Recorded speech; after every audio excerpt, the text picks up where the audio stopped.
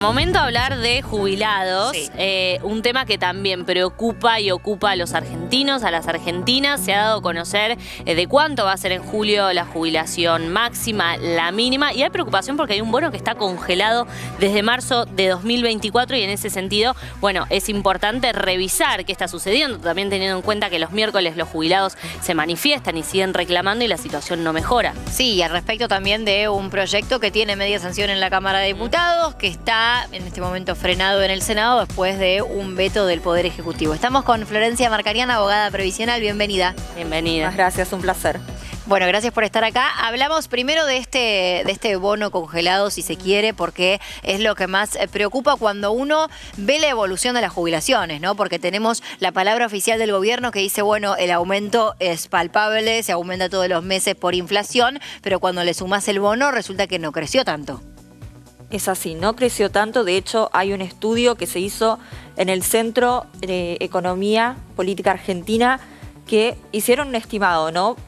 ¿Cuánto tendría que estar hoy el bono? 154.400 pesos. Y está en 70. Está muy lejos. Claro. Lo que pasa es que en abril del año pasado se dispuso, mediante el decreto de necesidad de urgencia, que la movilidad jubilatoria iba a estar reajustada por la inflación, por el índice de precios al consumidor. Entonces, si el bono hubiera seguido el mismo ritmo, hoy estaría en 154.400, algo que no sucedió. Y entonces uno ve el deterioro y la pérdida del poder económico de los jubilados y sobre todo de los que están en la mínima, ¿no? Sí. Que son los que reciben el bono. Hay que recordar, todos los que están por debajo, ahora en julio de 379.000, van a percibir un bono. Los de 309.000 perciben la totalidad, 70.000 pesos, los que estén por encima hasta llegar a los 379.000. Claro, no más. O sea, se adapta el bono al tipo de jubilación, ¿no? Al rango de jubilación. Exactamente. Y en el caso de julio, del mes que ya está a punto de arrancar, se conoció que es del 1,5%, ¿no? El aumento con respecto a la inflación de mayo. 1,5% para jubilados y pensionados, para todos, también para las asignaciones.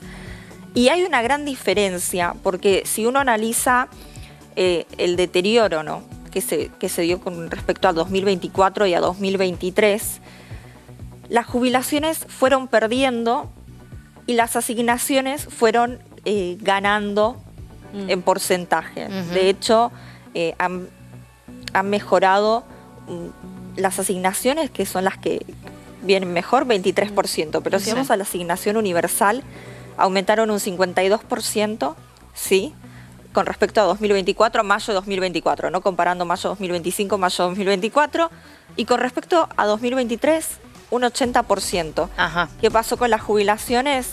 Una gran pérdida de un 50%, alrededor de un 50%, ¿sí? Y a eso se le suma el tema de los subsidios, que también fueron haciendo recortes en el sector donde más se vio, por ejemplo, es en el energético. Sí, Sí, y los medicamentos que también, ¿no? Junto con algunas disposiciones del PAMI o de las obras sociales que tienen la mayoría de los jubilados, que también, digo, terminan siendo palos en la rueda en esto de intentar vivir y sobrevivir de la mejor manera posible y de llegar a fin de mes con los medicamentos y el alimento y el techo, lo básico para poder estar más o menos bien, teniendo en cuenta también que es uno de los sectores de la sociedad más vulnerables, que más necesidades tienen y que más cuidado necesitan.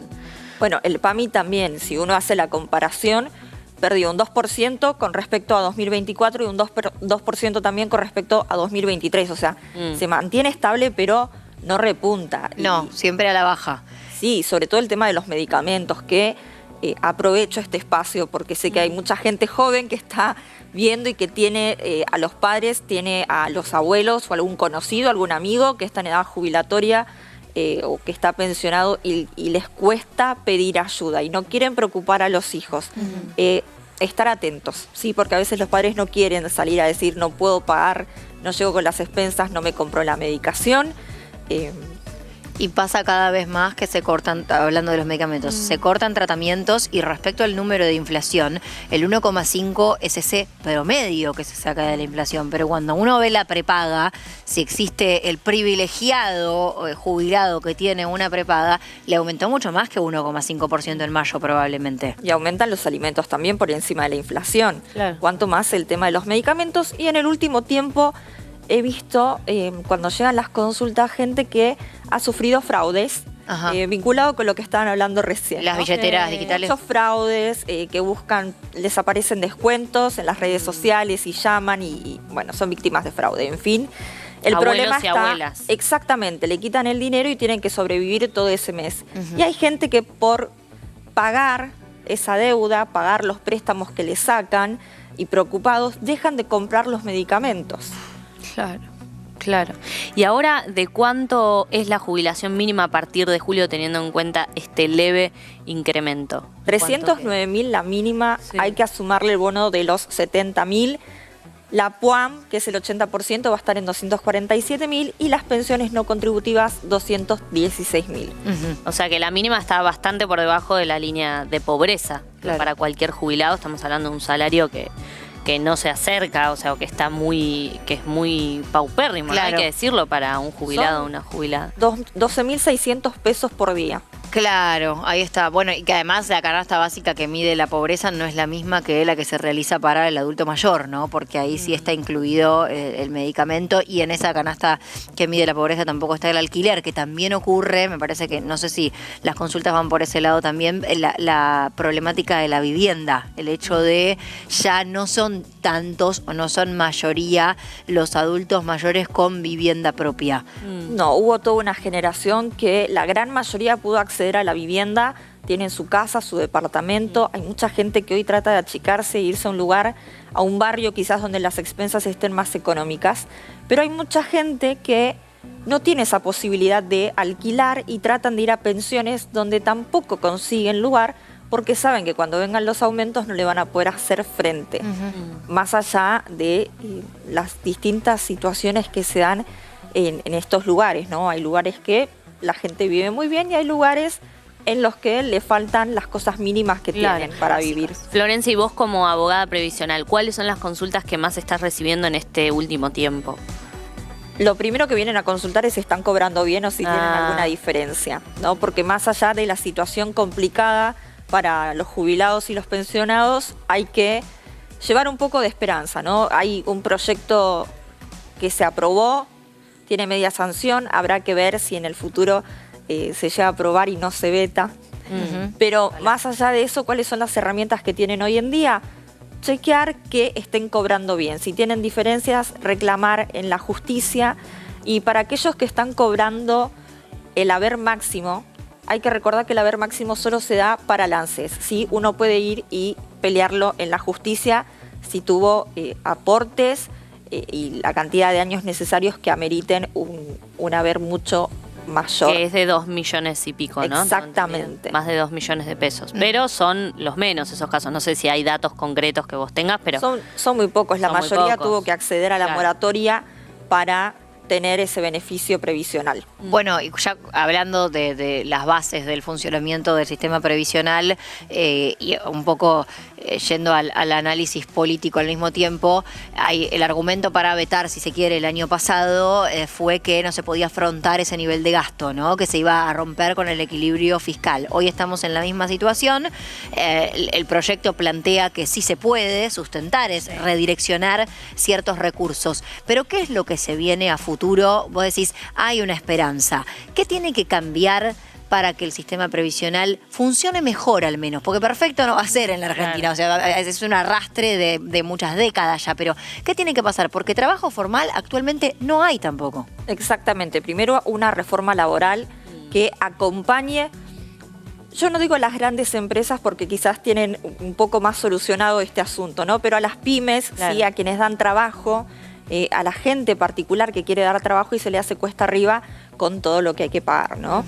Con las cargas sociales, bueno, un montón de cosas que se pagan que hacen a que sea casi la mitad de un sueldo, ¿no? Claro. Y en tus consultas, sí, perdón, continúa. Más allá de la reforma laboral, también se habla de una reforma tributaria. Habrá que ver con el tiempo, la reforma previsional sí se espera para fines del año que viene. Pero esos beneficios, ¿cuáles serían que hoy, por los cuales hoy se pelea también, ¿no? Y se pide? Cargas Tiene que ver con las edades mucho menores, exactamente. Bien. Eso, básicamente. Y respecto a la moratoria, también está dentro de este proyecto en realidad es otro, pero obtuvo media sanción, no con la contundencia del aumento jubilatorio, pero estamos hablando de personas que no tienen los aportes, no porque no hayan trabajado probablemente, sino porque trabajaron en la informalidad, que hoy están desamparadas. Es lo que ha pasado en la mayoría de los casos.